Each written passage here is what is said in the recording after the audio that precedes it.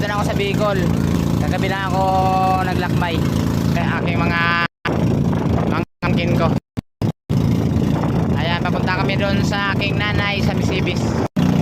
Yang! Mahulog ka! Baka mahulog ka!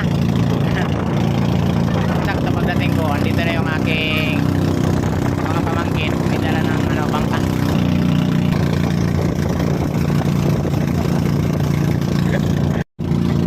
Hi ka, hi! Quality! Malaki tong bangka na to, guys. Kinakargaan to ng 20 sakos na kopras. Sarap paligo dito, guys, oh. At yan na! Yabang, oh. Alam nyo, guys, sanay na sanay talaga yung mga bata na yan. Oh, yan, oh, yung isa. Gulatin natin yung nanay ko kasi hindi alam ng nanay ko na